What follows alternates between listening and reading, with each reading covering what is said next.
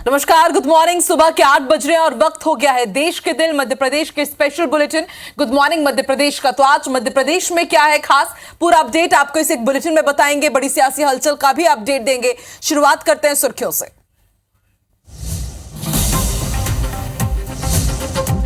मुंबई में INDIA की तीसरी बैठक का आज आखिरी दिन, गठबंधन के संयोजक के नाम का हो सकता है ऐलान। आज सीधी दौरे पर रहेंगे सीएम शिवराज सिंह चौहान। विंध्य को देंगे 176 करोड़ के विकास कार्यों की सौगात। प्रस्तावित मेडिकल कॉलेज परिसर का करेंगे भूमि पूजन। आज नीमच में जनसभा को संबोधित करेंगे PCC चीफ कमलनाथ। मंडलम सेक्टर की बैठक भी लेंगे। आज से शुरू होगा बीजेपी का देशव्यापी अभियान मेरी माटी मेरा देश। मतदाताओं तक पहुंचने की कोशिश। भोपाल में VD शर्मा पहुंचेंगे शहीद देवाशीष के घर। ग्वालियर में डेंगू का कहर जारी, जांच में अब मिले 17 नए मरीज। जिले में मरीजों का आंकड़ा बढ़कर हुआ 75। और भोपाल में एम्बुलेंस ड्राइवर ने शख्स को घसीटा। घटनास्थल पर अधेड़ की मौत। ड्राइवर के नशे में होने की जानकारी आ रही है सामने।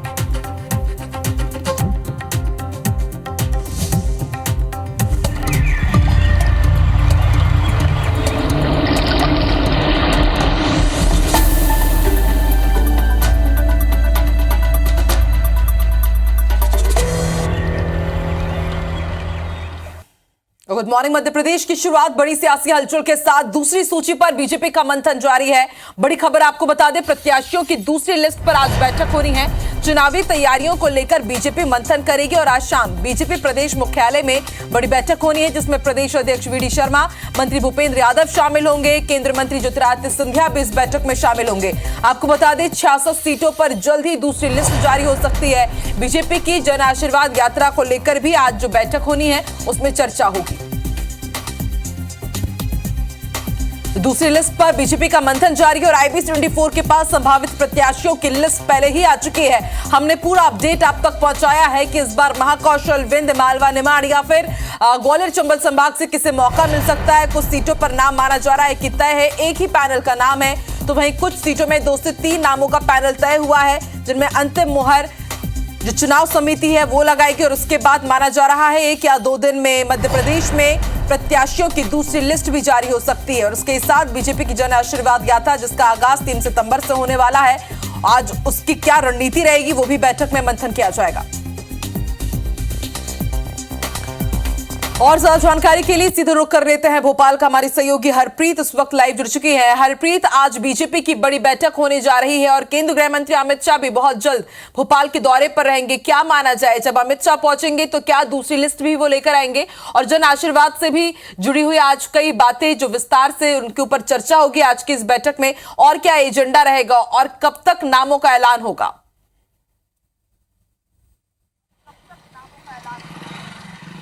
आप बिल्कुल देखिए, आज मध्य प्रदेश में विधानसभा चुनाव को लेकर एक अहम दिन है, क्योंकि आज एक बड़ी बैठक बीजेपी कार्यालय में शाम 5 बजे होने जा रही है। मंथन का जो दौर है लगातार विधानसभा चुनाव को लेकर जारी है और इस बड़ी बैठक में आज मंथन के साथ ही चर्चा की जाएगी। 2 बड़े यहाँ पर अहम मुद्दे हैं। पहला मुद्दा जन आशीर्वाद यात्रा है, जो मध्य प्रदेश में 3 सितंबर से शुरू होने जा रही है, और इसके साथ ही दूसरा मुद्दा है जो दूसरी लिस्ट प्रत्याशियों की घोषित करनी है, उस पर यहाँ मंथन होगा। पहला हम बताना चाहेंगे कि जन आशीर्वाद यात्रा जो शुरू होने जा रही है उसका जो रोड मैप है, किस तरह की तैयारियां यहाँ पर की गई हैं, उनको लेकर यहाँ पर इस बैठक में चर्चा की जाएगी। पूरे प्रदेश से निगम मंडल अध्यक्षों को बुलाया गया है।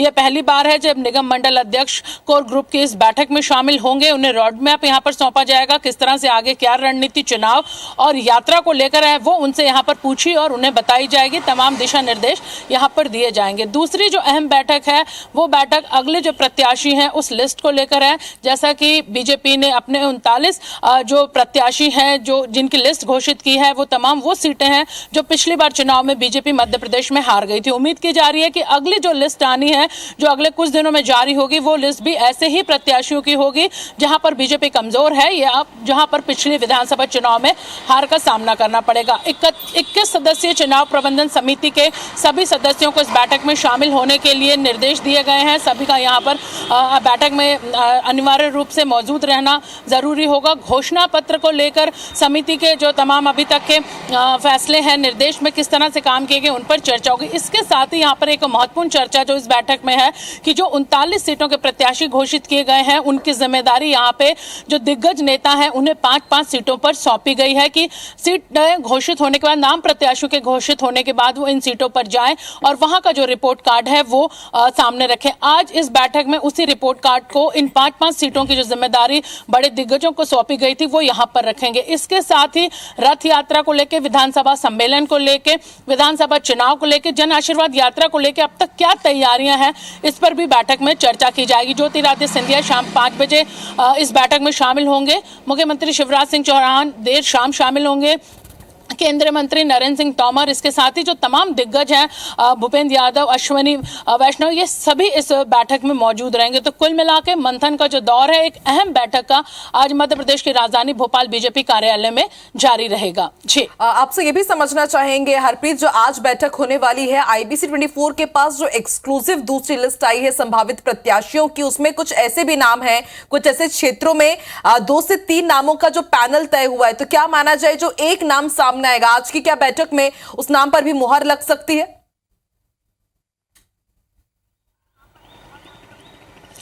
बिल्कुल, देखिए जिस तरह से उन सीटों पर, जैसे कि हमने पहले भी बताया कि विधानसभा जो पिछला चुनाव था, जहां पर बीजेपी कमजोर थी, कमजोर साबित हुई, या पर जहां पर उनके प्रत्याशी हारे थे, ऐसी सीटों पर ही सबसे ज्यादा मंथन बीजेपी ने किया है। और जो पहली लिस्ट जारी की है उसमें वो सभी तैयारियों के बाद हारी हुई सीटों पर प्रत्याशियों के जो नाम है वो इस बार घोषित किए गए।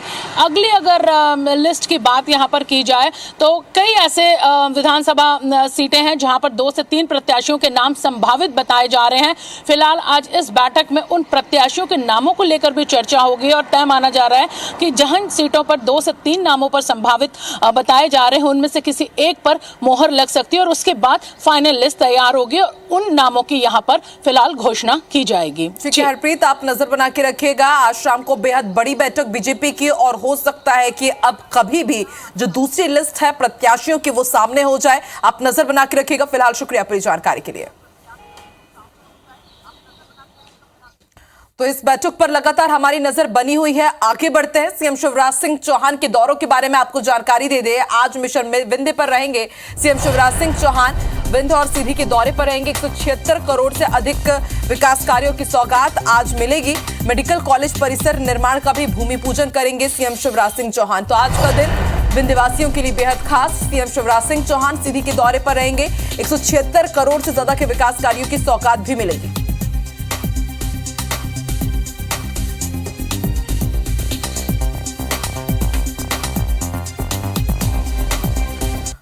और सीएम शिवराज सिंह चौहान आज सीधी जिले के दौरे पर रहेंगे। तो वहीं पूर्व सीएम कमलनाथ नीमच के दौरे पर रहेंगे। 11 बजे नीमच पहुंचेंगे और इसके साथ ही नीमच में आज जनसभा का आयोजन किया गया है, उसे भी संबोधित करेंगे कमलनाथ। मंडलम सेक्टर की भी बैठक आयोजित की गई है, उसमें शिरकत करेंगे। कार्यकर्ताओं को जीत का मंत्र देंगे और आम जनता से कांग्रेस के पक्ष में माहौल बनाने के लिए, कांग्रेस के पक्ष में मतदान करने के लिए अपील करेंगे।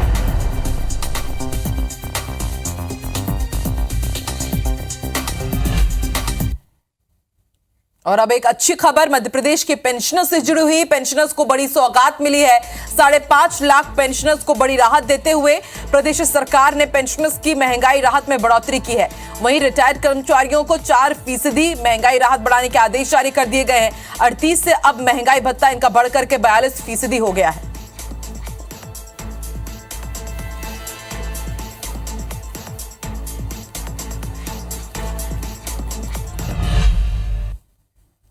और अब बात करते हैं डेंगू की। ग्वालियर में डेंगू के मामले बढ़ते जा रहे हैं। शहर में 17 नए डेंगू के मरीजों की पुष्टि हुई है।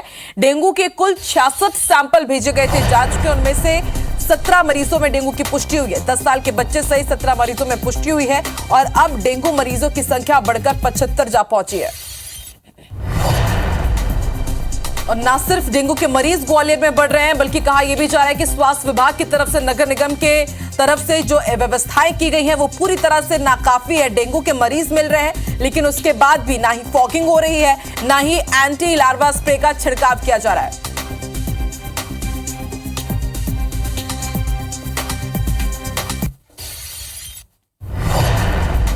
डेंगू लगातार बढ़ रहा है, ना सिर्फ मध्य प्रदेश में बल्कि छत्तीसगढ़ में भी, और ऐसे में बहुत ज्यादा जरूरी हो जाता है कि हम अपने दर्शकों को यह समझाएं कि आखिर डेंगू क्या है, डेंगू के लक्षण क्या है। अपने दर्शकों को बता दें कि जो लक्षण है, सबसे पहले उसके बारे में बात कर लेते हैं कि अगर इनमें से कुछ लक्षण आप देखते हैं तो तुरंत डॉक्टर के पास आप जाइए। देखिए, तेज बुखार से आप पीड़ित हो जाते हैं, बहुत तेज बुखार आता है, इसमें आपको सिर और हाथ पैर में काफी दर्द होता है। अमूमन आपने सुना होगा कि मेरा बदन टूट रहा है, ऐसी शिकायत डेंगू के बुखार में होती है। पीठ में भी आपको तेज दर्द होता है, ये डेंजरस डेंगू के लक्षण है। अगर ऐसे कोई भी लक्षण आपके आसपास में किसी में दिखते हैं तो आप डॉक्टर के पास जरूर जाएं।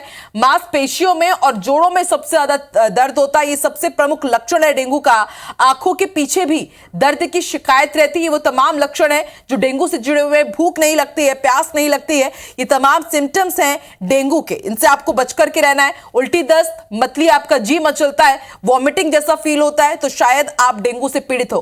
कमजोरी और चक्कर आना, डेंगू जब आपको होता है तो काफी कमजोरी आप महसूस करते हैं, बार बार आपको चक्कर आता है, त्वचा पर जलन महसूस होती है, ये भी डेंगू के लक्षण है। और आइए अब आपको बताते हैं कि डेंगू से आपको बचना कैसे है। कुछ घरेलू नुस्खे तो आप करें और उसके साथ ही डॉक्टर के पास आप जरूर जाएं। अभी बात की जाए डेंगू से बचाव की तो ज्यादा से ज्यादा तरल पदार्थ ले, लिक्विड डाइट आपको लेनी है। लिक्विड डाइट अगर आप लेंगे तो उससे आप बचे रहेंगे। मच्छरों को पनपने से रोके, सबसे इंपॉर्टेंट ये होता है क्योंकि मच्छर के काटने से ही डेंगू फैलता है। ऐसे में कहीं पर भी कंटामिनेटेड वाटर हो तो उससे आप जरूर बचे। मच्छरदानी में ही आपको सोना है, तब आप मच्छर से बच पाएंगे। घर के आसपास पानी जमा ना होने दे। ये जो काम है ये निगम की तरफ से भी किया जाता है, लेकिन आपको भी एक कदम बढ़ाना होगा। बाल्टियों और ड्रम में पानी को ढककर रखें ताकि ऐसे पानी में डेंगू का जो लार्वा है वो बिल्कुल भी ना पनपे। शरीर को पूरी तरह से आप ढके, ऐसे ही कपड़े आप पहने। कूड़ेदान को साफ रखें क्योंकि कूड़ेदान में अमूमन हम देखते हैं कि मच्छर और मक्खियां सबसे ज्यादा होती है और ये काफी हद तक डेंगू के लिए रिस्पॉन्सिबल होती है। नीम की सूखी पत्तियां जलाएं, ये घरेलू कुछ नुस्खे हैं, इसको भी आप जरूर इस्तेमाल कर सकते हैं, इसे आजमा सकते हैं। लक्षण अगर आपको दिखते हैं तो जल्द से जल्द आपको डॉक्टर को संपर्क करना होगा क्योंकि इस वक्त हम देख रहे हैं कि वायरल फीवर भी लगातार फैल रहा है और ऐसे में दर्शक जरूर थोड़े भ्रमित रहते हैं, जनता जरूर भ्रमित रहती है कि वो वायरल से पीड़ित है या फिर डेंगू से। तो अगर आप में ऐसे लक्षण कुछ दिख रहे हैं तो आप जरूर डॉक्टर के पास जाकर के अपना ट्रीटमेंट करा सकते हैं।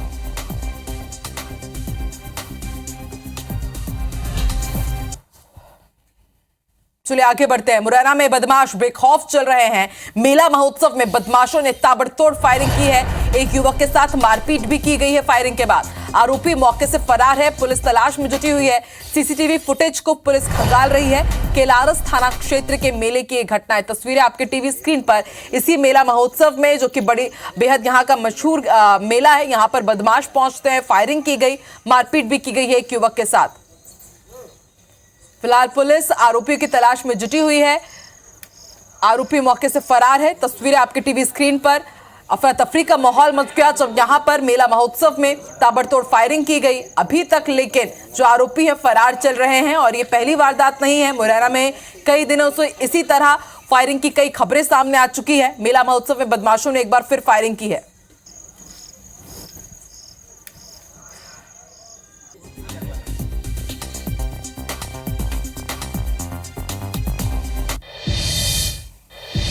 आगे बढ़ते हैं बात पटवारियों की हड़ताल की। पटवारियों की हड़ताल जारी है और आज 5वां दिन है। प्रदेश के 19,000 पटवारी हड़ताल कर रहे हैं। 25 साल से वेतन वृद्धि ना होने से पटवारियों में आक्रोश है। इसके साथ ही नामांतरण समेत कई कार्य प्रभावित हो रहे हैं। आम जनता परेशान हो रही है। वैकल्पिक व्यवस्था के रूप में अब आरआई को जिम्मेदारी सौंपी गई है पटवारियों के काम की।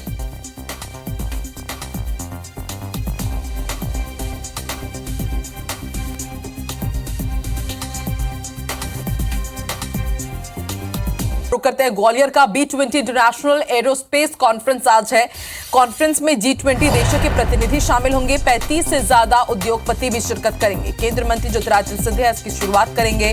मंत्री राजवर्धन सिंह दत्ती गांव में इस दौरान मौजूद रहेंगे। B20 इंटरनेशनल एरोस्पेस कॉन्फ्रेंस का आयोजन ग्वालियर में होने जा रहा है। केंद्रीय मंत्री ज्योतिरादित्य सिंधिया इसकी शुरुआत करेंगे और इसके साथ ही G20 देशों के प्रतिनिधि भी इसमें शामिल होने के लिए ग्वालियर पहुंचेंगे।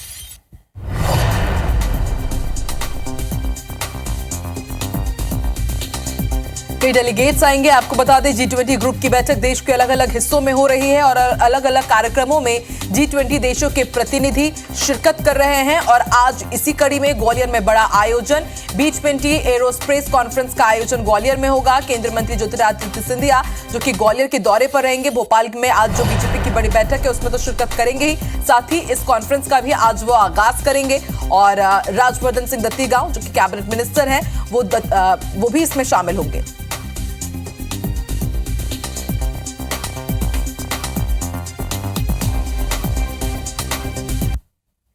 इंदौर प्राणी संग्रहालय में तेंदुआ लाया गया है। बड़ी खबर आपको बता दें, तेंदुए की हालत गंभीर बताई जा रही है। अब इसकी जांच के लिए जबलपुर से वेटनरी टीम पहुंचेगी।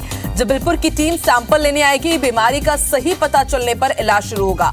इसके साथ ही आपको देवास से भी एक बड़ी खबर बता दें, देवास में लोग तेंदुए की सवारी करते नजर आए हैं। बीमारी की वजह से तेंदुए ने हमला नहीं किया। और इससे पहले आपको याद होगा एक और तस्वीर कुछ ऐसी ही सामने आई थी, तो तस्वीर हम आपको दिखा रहे हैं। इंदौर प्राणी संग्रहालय इसे लाया गया है। देवास में ये जो तेंदुआ था उसमें आप देखिए किस तरह से तेंदुए की सवारी करते हुए लोग नजर आए थे, उसके साथ सेल्फी ले रहे थे। और तभी हमने आपको बताया था कि जो तेंदुआ है काफी बीमार है और अब देवास से इंदौर जू पहुंचाया गया है। इस तेंदुए को अभी तक किस बीमारी से पीड़ित है ये पता नहीं चल पाया है। तेंदुए की हालत गंभीर बताई जा रही है और ये तस्वीरें भी साफ बयां कर रही हैं। और अब ऐसे में जबलपुर से एक स्पेशल डॉक्टर्स की टीम पहुंचेगी, सैंपल लेगी और ये जानने की कोशिश करेगी कि आखिर तेंदुआ इतना बीमार क्यों है, उसकी हालत गंभीर क्यों, और उसके बाद तेंदुए का इलाज होगा।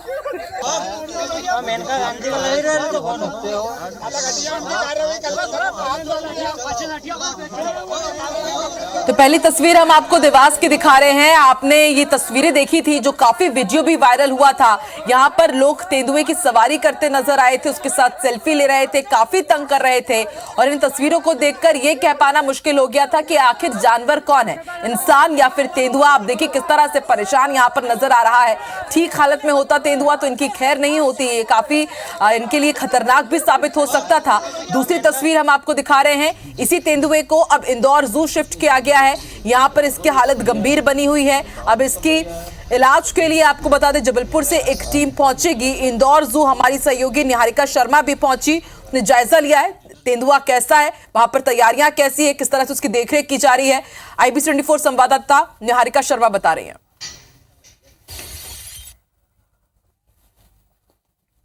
पिछले दिनों देवास में एक वीडियो वायरल हो रहा था जिसमें हम सभी ने देखा कि किस तरह से एक तेंदुए के साथ जो वहाँ के लोग थे उन लोगों ने बर्ताव किया है। उसके ऊपर भी कुछ लोग बैठे हैं, साथ ही में कई लोग उसे परेशान करते हुए नजर आए हैं। लेकिन इतना होने के बाद भी तेंदुए ने पीछे पलट कर कभी भी वार नहीं किया, ना ही कोई ऐसे एग्रेसिव अपना नेचर दिखाया। आखिर इसके पीछे कारण क्या है उसको जानने के लिए हम लोग आ चुके हैं इंदौर के प्राणी संग्रहालय में, जहाँ पर हमारे साथ मौजूद है डॉक्टर उत्तम यादव जो कि जू के प्रभारी हैं। सर, सबसे पहले आप ही से जानना चाहेंगे, जिस तरह से सभी ने देखा कि ये जो वीडियो वायरल हो रहा था, कुछ भी जो नेचर है वो इसका एग्रेसिव हमें नजर नहीं आया है। सबसे पहला कारण क्या था सर इसका? देखिए, इसके पीछे बेसिक जो चीज़ें हमको नोटिस में आई उसमें ये कि कहीं ना कहीं इसको न्यूरोलॉजिकल डिसऑर्डर जरूर है इसमें, और न्यूरोलॉजिकल डिसऑर्डर होने के कारण इस तरह के सिम्टम एग्जिबिट कर रहा है।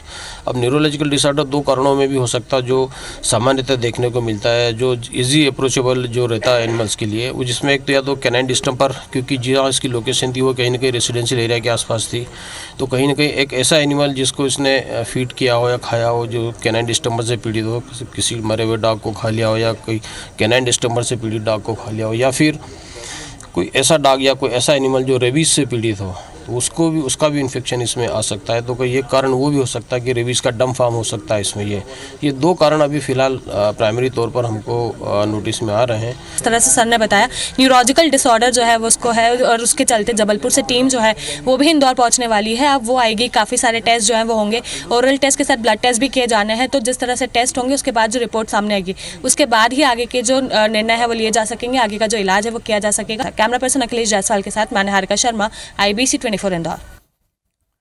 ग्वालियर में नाबालिग लड़की से मोबाइल फोन पर बात करने के शक में पड़ोसियों के बीच जमकर विवाद हो गया और इस दौरान दोनों पक्षों के बीच मारपीट के बाद फायरिंग हो गई।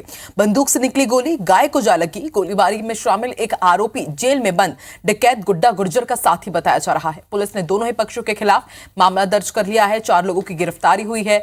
वारदात के कई आरोपी अभी भी फरार है, उनकी तलाश जारी है।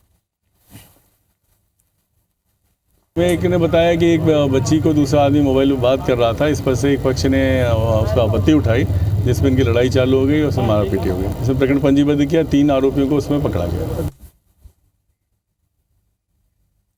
बागेश्वर धाम के पीठाधीश्वर धीरेन्द्र शास्त्री की दिव्य कथा के बाद अब पंडित प्रदीप मिश्रा छिंदवाड़ा के सिमरिया स्थित हनुमान मंदिर में शिव पुराण कथा का वाचन करेंगे। ये कथा 5 सितंबर से शुरू होगी, 9 सितंबर तक चलेगी। इसका आयोजन मारुति नंदन सेवा समिति के तत्वाधान में होगा। इस आयोजन के यजमान पूर्व सीएम कमलनाथ और सांसद नकुलनाथ होंगे। समिति के संयोजक आनंद बख्शी ने बताया, इस बार शिव पुराण में आने वाले भक्तों के बैठने के लिए 42 एकड़ में व्यवस्था की गई है।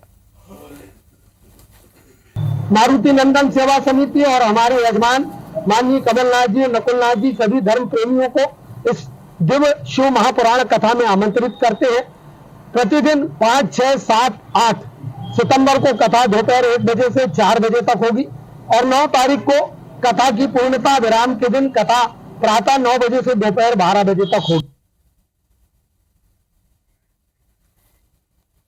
रक्षाबंधन के मौके पर मध्य प्रदेश के भिंड में सांकेतिक 340 मीटर लंबी राखी बांधी गई। इस इवेंट को Guinness book of world record के साथ ही Asia book of records, India book of records, OMG world records, world record of London में विश्व की सबसे लंबी और बड़ी राखी के रूप में दर्ज किया गया है। इसका सर्टिफिकेट राखी बनवाने वाले कालम डैम के भ्रष्टाचार के आरोपी सारथी कंस्ट्रक्शन के मालिक भाजपा नेता अशोक भारद्वाज को दिया गया। इस राखी को बनाने में लगभग 1 महीने का समय लगा है। राखी के निर्माणकर्ताओं की ओर से इसे लिम्का बुक ऑफ रिकॉर्ड्स में दर्ज कराने के लिए भी भेजा गया है। कि ये आज पूरे भारत में एक रिकॉर्ड बना है। मैं पूरे भारत को बधाई देना चाहता हूँ, क्योंकि ये अभी हम जो पर्व मना रहे हैं वो रक्षाबंधन मना रहे हैं और रक्षाबंधन के अंदर इतनी बड़ी राखी बनाना है अपने आप में एक बहुत बड़ा एक OMG इफेक्ट है। ये चंद्रयान 3 की सफलता में देश के कई राज्यों के वैज्ञानिकों का योगदान रहा। मध्य प्रदेश के सतना जिले के युवा वैज्ञानिक ओम पांडे ने भी अपना योगदान दिया। चंद्रयान 3 के सफल लैंडिंग के बाद पहली बार अपने गांव करसरा पहुंचे, जहां गांव वासियों ने उनका जोरदार स्वागत किया। उनके स्वागत में तिरंगे के साथ रैली निकाली गई। इस दौरान भारत माता की जय नारे भी लगाए गए। निवेदन है कि अधिक से अधिक लोग अपने अपने घरों से बाहर निकले। जी, बहुत अच्छा लग रहा है। लोगों का सम्मान जो उन्होंने दिया, खासकर एक विज्ञान के लिए जो उत्सुकता आ रही है वो देख के बहुत ही अच्छा लग रहा है। मैं बस यही कहूँगा कि ये भारतीय अंतरिक्ष प्रोग्राम के लिए बहुत ही बड़ा पल है और आने वाले टाइम पे हम देखेंगे कि एक से एक मिशन आएंगे और भारत को एक बहुत ही बड़ी अंतरिक्ष पावर के रूप में जाना जाएगा। और इसी गुड न्यूज के साथ गुड मॉर्निंग मध्य प्रदेश में फिलहाल इतना ही। देश और दुनिया की तमाम बड़ी खबरों के लिए आप IBC 24 देखते रहिए। आगे देखिए छत्तीसगढ़ का special bulletin good morning Chhattisgarh. मुझे दीजिए इजाजत, नमस्कार।